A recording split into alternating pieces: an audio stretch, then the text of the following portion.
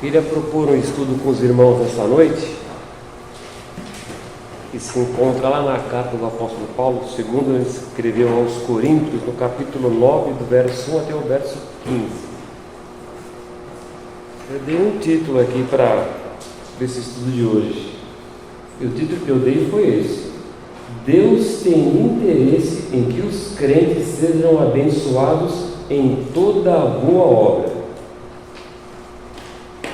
E o texto, se tivesse um subtítulo, é exortação à liberalidade, a praticar a liberalidade, a ser liberal, disponibilizar os dons que Deus nos deu. O texto de 2 Coríntios, eu vou ler na minha versão, os irmãos acompanhem, diz assim: quanto à administração que se faz a favor dos santos, não necessito escrever-vos, porque bem sei a prontidão do vosso ânimo, da qual me glorio de vós para com os macedônios, que a Acaia está pronta desde o ano passado, e o vosso zelo tem estimulado a muitos. Mas enviei esses irmãos para que a nossa glória acerca de vós não seja vã nessa parte, para que, como eu já disse, possais estar prontos, a fim de, se acaso os macedônios vierem comigo e vos acharem desapercebidos, não nos envergonhamos nós deste firme fundamento de glória. Portanto, tive por coisa necessária exortar esses irmãos, para que primeiro fossem ter convosco e preparassem de antemão a vossa bênção, já antes anunciada, para que seja pronta como bênção e não como avareza. E digo isto: o que semeia pouco, pouco também ceifará, e o que semeia em abundância ceifará. Cada um contribua segundo propôs no seu coração, não com tristeza ou por necessidade, porque Deus ama ao que dá com alegria. E Deus é poderoso para fazer abundar em vós toda a graça, a fim de que, tendo sempre em tudo toda a suficiência, abundeis em toda boa obra, conforme está escrito: espalhou Deus aos pobres, a sua justiça permanece para sempre. Ora, aquele que dá semente ao que semeia, também vos dê pão para comer, e multiplique a sua sementeira, e aumente os frutos da vossa justiça, para que em tudo enriqueçais para toda a beneficência, a qual faz que por nós se deem graças a Deus. Porque a administração desse serviço não só supre as necessidades dos santos, mas também é abundante em muitas graças que se dão a Deus, visto como, na prova desta administração, glorificam a Deus pela submissão que confessais quanto ao Evangelho de Cristo, e pela liberalidade dos vossos dons para com eles e para com todos. E pela sua oração por vós, tende de vós saudades, por causa da excelente graça de Deus que em vós há. Graças a Deus, pois, pelo seu dom inefável. Há algum tempo estou com esse tema mais ou menos na cabeça e eu vou prepará-lo agora, sobre a liberalidade nos dons daquilo que Deus nos deu. E dons aqui entende-se nosso serviço, nosso trabalho, nosso zelo, o nosso dinheiro, a nossa contribuição, a nossa oferta, todos os nossos dons. Mas o texto aqui está dizendo de um dom material, oferta para um povo que precisava.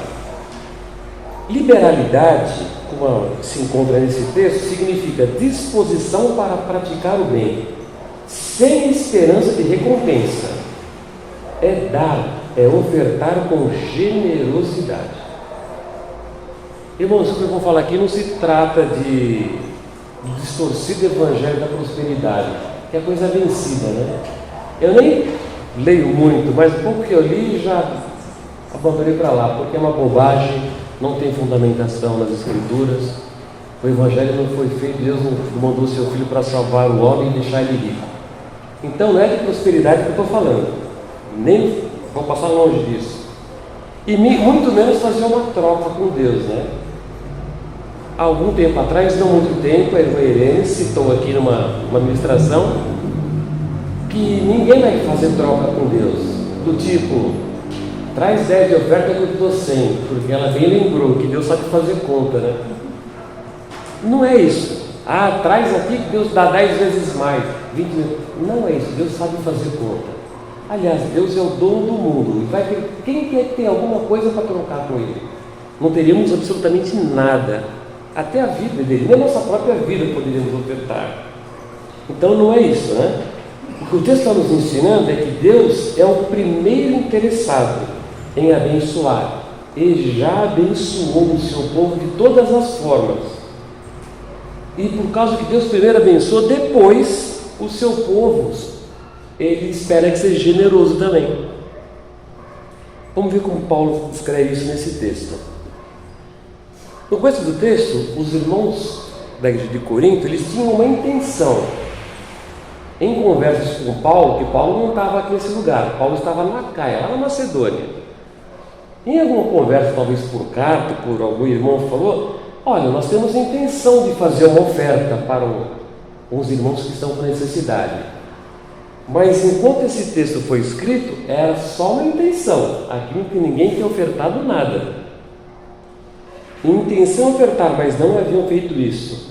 Então Paulo fala: olha, estou aqui com os macedônios, eu estou falando muito bem da igreja de Corinto, de como vocês são obedientes e gratos a Deus, e nós precisamos levantar uma oferta entre vocês já prometeram que vão dar oferta. Eu falei tão bem de vocês, eu vou mandar um pessoal na frente para não pegar vocês desprevenidos. Aí vai que eu chego aí para os macedônios, vocês se esqueçam da intenção e não ofertam. Eu sei que vocês vão ofertar, mas é só um lembrete. Ele escreve essa carta aos Coríntios, esse texto, à igreja de Coríntios, né? Ele faz assim: eu vou reforçar algumas coisas daquilo que vocês já sabem. E Paulo começa a fazer uma previsão. Se vocês realmente forem generosos, se vocês realmente forem pessoas generosas, os cristãos da Judéia, que era a quem estava endereçada essa oferta, porque os irmãos da Judéia estavam passando por uma grande dificuldade, nós vamos ver daqui a pouquinho. Eles vão ficar tão agradecidos que eles vão orar por vocês fervorosamente, em favor de vocês. E no final das contas, a igreja vai ser unida, porque a igreja de Corinto abençoa a igreja da Judéia, e a igreja vai promover a união.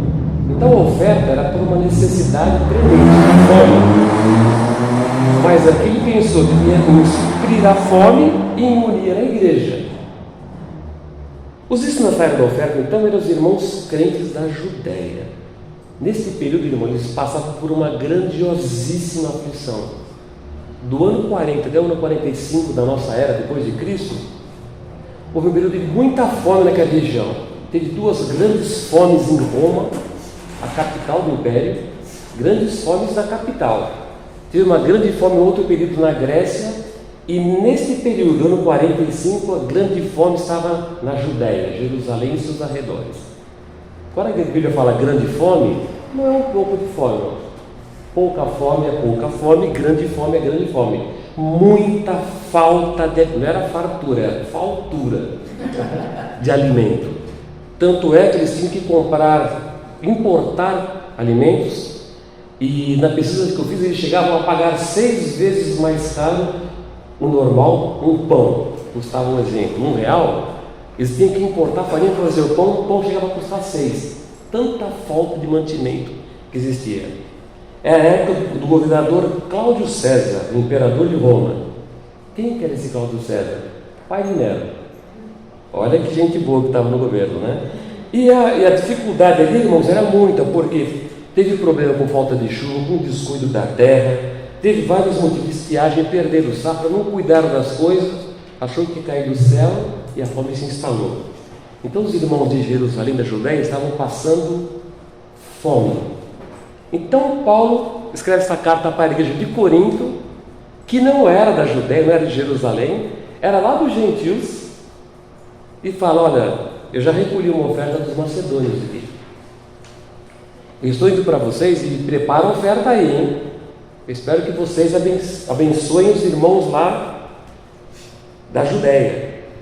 E Paulo desejava que os irmãos de Corinto ofertassem com expressão de generosidade e não com avareza. Porque é possível muitas pessoas ofertarem a Deus, ofertarem para o pobre, ofertarem para a obra, para que seja lá o que for, para suprir a necessidade de alguém, e faz porque, se eu não der, como é que vai fazer, né? Todo mundo levou um negócio, eu tenho que dar alguma coisa, né? Dá com uma dó daquelas. Paulo assim: não, eu espero que vocês ofertem com uma expressão de generosidade e sem avareza. Aí ele faz uma linguagem agrícola, aqui do verso 6. Ele fala de oferta, mas ele usa uma linguagem agrícola. Mais ou menos assim: olha, pensem em vocês da igreja de Corinto. Imagina que tem vários agricultores, a terra é boa, não tem nem muito sol, nem muita chuva, nem muito frio, nem muito calor, a terra está preparada. Se vocês forem generosos e um grupo de agricultores plantar cada ano a sua terra, se os fatores externos forem os mesmos, Deus vai fazer com que vocês, o que vocês plantarem, vai dar mais do que o que os outros plantaram. Se os fatores externos fossem iguais, os resultados seriam diferentes para aqueles, mesma ação e resultados diferentes para aqueles que ofertam com generosidade. É dependendo do que foi semeado. Nesse sentido, o texto aqui significa: conforme a contribuição dos irmãos, com alegria, com generosidade, o resultado da sua oferta vai ser diferente.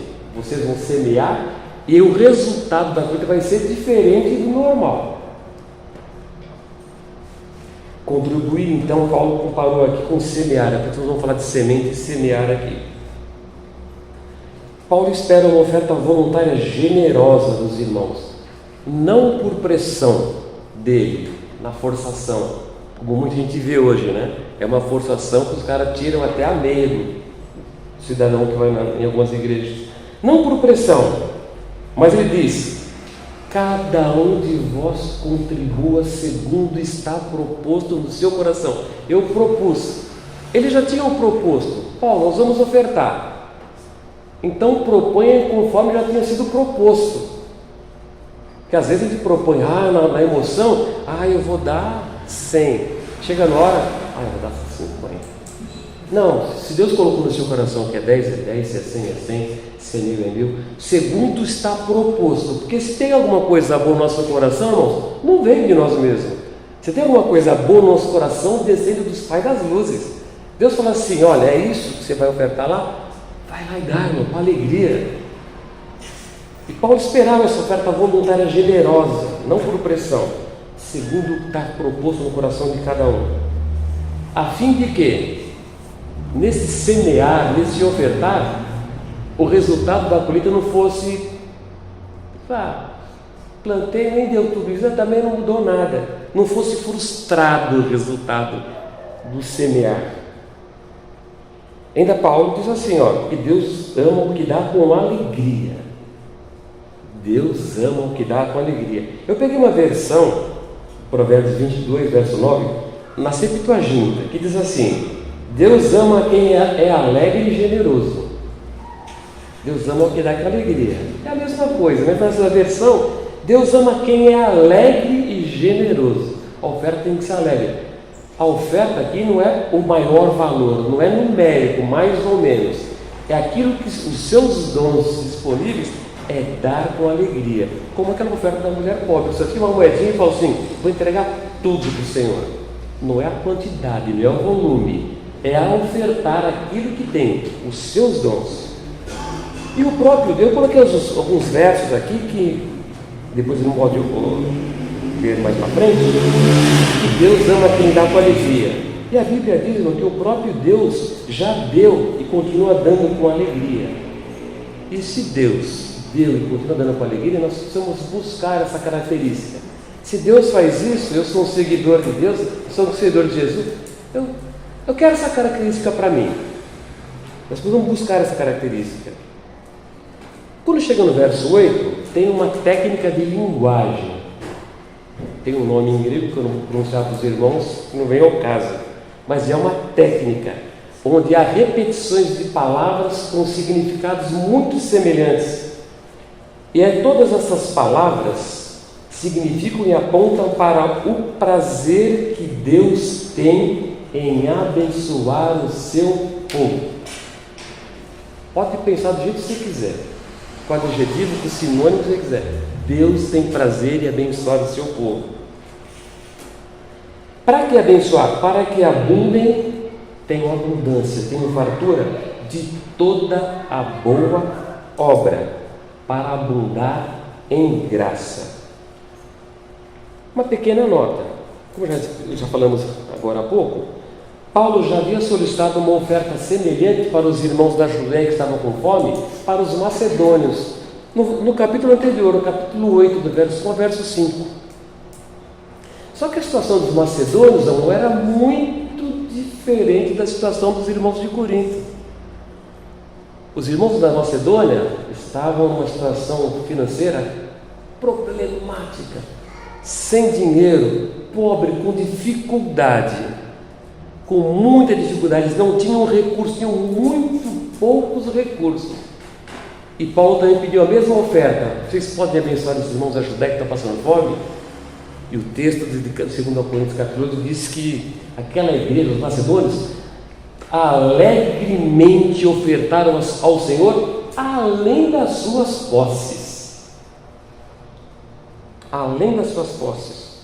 E agora, Paulo insiste então, se aqueles irmãos daqui da Macedônia estão com muita dificuldade, alegremente ofertaram ao Senhor além das suas posses, eu imagino vocês, a igreja de Corinto. Porque a igreja de Corinto estava numa situação oposta. Corinto estava indo muito bem, obrigado. A economia estava, linda. Todo mundo ganhando dinheiro, ninguém ganhava salário mínimo, estava sobrando, todo mundo tinha sobrando. Então Paulo fala, espero que vocês também ofertem alegremente. Paulo insistia, vocês prometeram, vocês proporam no seu coração, agora é hora de sair da intenção para ir para a prática. Porque já diz um ditado popular, irmão, que de boa intenção, lá para baixo está cheio, né? Não vale de nada a boa intenção. Paulo sabia que os irmãos seriam fiéis e obedientes, mas ele faz um alerta, olha, não deixa ninguém soprar no seu ouvido, não dá não, dá pouco, não dá. Olha, saiam agora da boa intenção, vão para a prática. Afinal de contas, está no texto, vocês têm tudo sempre. O texto diz, vocês têm tudo sempre. Vocês têm em tudo toda a suficiência e vocês abundam em toda boa obra. Irmão, Macedônio lá, a língua, e os coríntios aqui, tá? Só alegria, tudo certo. Sempre tem tudo. Olha só, imagina que é sempre ter tudo. Tem muita gente que tem muito dinheiro e não tem tudo. Não tem paz, não tem alegria, não tem esperança, não tem compaixão, não tem amor, não tem nada, não tem amigo. Esses daqui tinham tudo, tinham os recursos materiais e tinham a paz, a alegria e a esperança. Vocês sentem tudo. Eles eram abençoados por Deus de sobremaneira. E por isso Paulo insistia. Entregue a sua oferta para os irmãos que estão com fome lá na Judéia. A palavra suficiência aqui deu um destaque, irmãos. No grego é autarquia. Os filósofos na época de Paulo usavam essa palavra autarquia, traduzido por suficiência, traduziam por autoconfiança, autossuficiente, independência dos outros. Mas Paulo usou a mesma palavra em outro sentido. É a capacidade de ajudar aos outros com as boas obras. Paulo ainda continua reforçando o seu pedido aos irmãos, capítulo 9, verso 9. Ele continua reforçando, ele usa o Salmo 111 como base, um texto. No verso 9, verso 9 diz assim: conforme está escrito, espalhou Deus aos pobres, a sua justiça permanece para sempre. Isso tem um paralelo lá no Salmo 111, que é o ensino que é bem-aventurado aquele que teme o Senhor e se deleita em seus mandamentos. Essa pessoa que obedece a Deus e se deleita nos seus mandamentos é abençoado com toda sorte de bênçãos e boas obras, inclusive bênçãos materiais, porque a justiça de Deus é para sempre. Se Ele prometeu que vai fazer, Ele vai fazer. Mas para não parar só nisso, Paulo também no verso 10 reforça o seu discurso com outro texto, que é um paralelo de Isaías 55, verso 10. Lá em Isaías capítulo 55, verso 10, o resumo que eu coloquei, mas depois os irmãos leiam o 55 inteiro, corroboram com tudo isso que nós estamos falando. Diz assim, que Deus primeiro provê. Os coríntios não eram bom de grana, tinham tudo, tinham fartura, tinham tudo, porque eles tinham capacidade, é porque Deus tinha abençoado eles primeiro, com a semente, com chuva, com sol, com a semente, com o pão, com o crescimento, com a luz, com o sol, com as coisas, com a terra boa, com a terra fértil. Então, é que primeiro Deus provê a semente e depois Deus provê o pão, porque se tiver só a semente e não tiver como produzir o pão, então deu a semente do trigo e depois Deus é que deu o pão. E se Deus fez isso, e Deus pode fazer isso, Ele pode perfeitamente multiplicar a semente, a sementeira e os frutos da colheita. Paulo está reforçando, lembrando Isaías, citando os salmos para os coríntios. Deus deu, Deus dá e Deus já deu aos irmãos. Primeiro eles receberam e depois espera-se que ofertem generosamente. E o resultado que Paulo espera é que os irmãos da Judéia sejam abençoados e a igreja seja unida. Que igreja? A igreja da Judéia e a igreja de Corinto. A igreja dos judeus e a igreja dos gentios.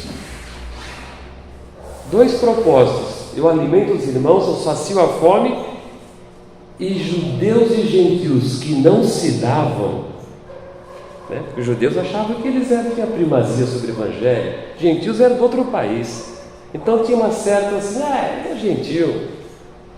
Agora, se os gentios abençoarem os judeus, Paulo está esperando, a igreja vai ser unida, vai ter amor entre as igrejas. Então a oferta generosa provoca muitas coisas. A gente dá para uma coisa e Deus faz aquela coisa e faz outras coisas. A oferta era para saciar o alimento, mas tinha outros efeitos: unir a igreja em amor, em comunhão, acabar com o negócio de judeu, de gentio, eu sou bom, você é ruim, eu sou mais crente, você é menos crente, a placa da minha igreja é essa, a placa da minha igreja é aquela. No verso 11, Paulo está dizendo: vocês estão enriquecidos em tudo. Em tudo o que, irmão? Em amor, alegria, compaixão, paz, generosidade, recursos. Os macedônios eram pobres, mas eles tinham recursos, eles eram extremamente alegres. Irmão, como é que é possível um povo inteiro ser pobre e um povo inteiro ser alegre? Não dá, né? Sem dinheiro não dá, sem recurso não dá, mas dá. E então Corinto, que era rico, poderia ser mais generoso ainda para o reino de Deus. Um comentário: nem todo rico é generoso, mas também nem todo pobre é generoso. Tem pobre que é pobre e não tem alegria, não dá para ninguém. Tem rico que também não dá. Mas aqui é uma exortação para que aqueles que têm, doem segundo está proposto no coração. Porque há uma promessa que Deus vai enriquecer-los com a infinita graça, né? Não é com um infinito monte de dólar ou de euro. Com graça, com recursos materiais também. Porque é tudo de Deus, tudo é dele, irmão. Se temos alguma coisa, vem dele.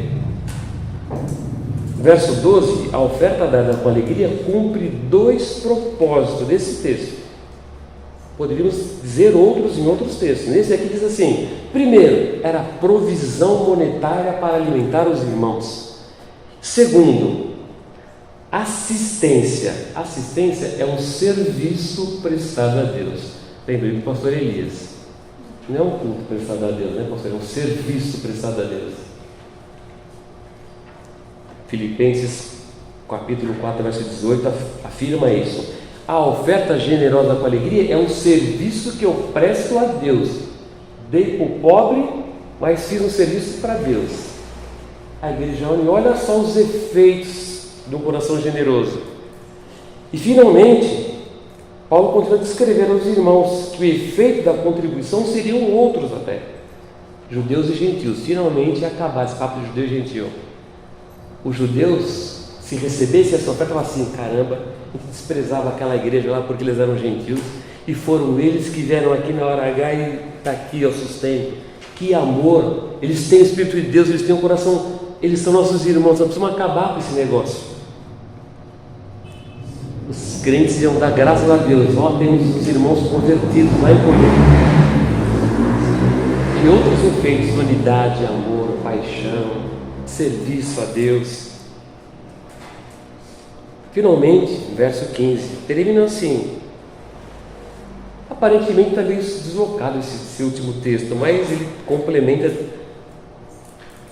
Graças a Deus, pois, pelo seu dom inefável. Acho que acaba meio mal acabado no nosso entendimento.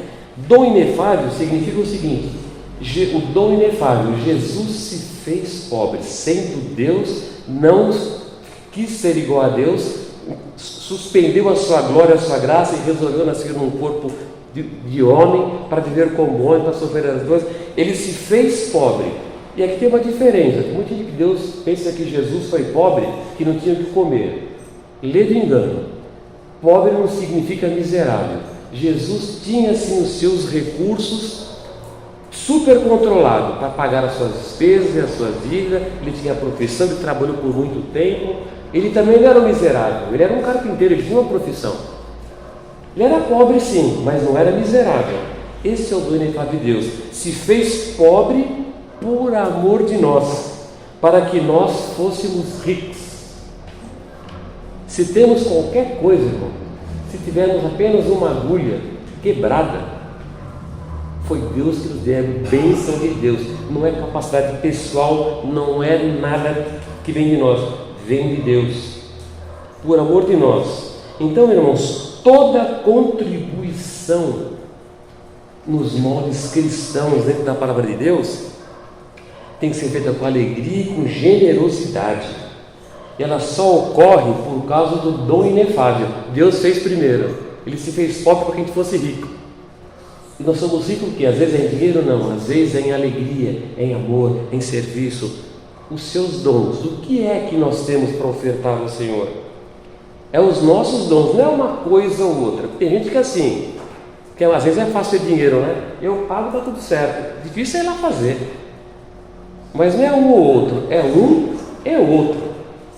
É o meu serviço, é o meu dom, é o meu recurso, é o meu trabalho, é eu fazer uma coxinha lá, eu vim aqui fazer um lanche para os meninos da quadra. É tudo isso, é os dois. Fazer aquilo que vocês têm habilidade, aquilo que Deus já deu para você. Irmãos, para finalizar, qual é o resultado?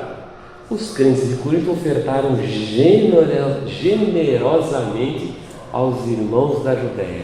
Eles deram uma oferta generosa.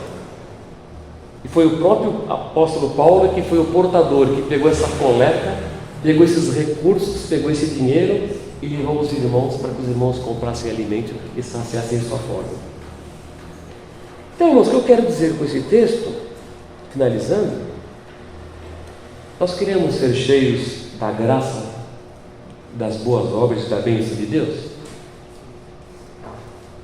Nada do evangelho de prosperidade, que é bobagem. Queremos ser cheios das bênçãos de Deus? Queremos ser cheios de alegria, de paz, de comunhão, de compaixão?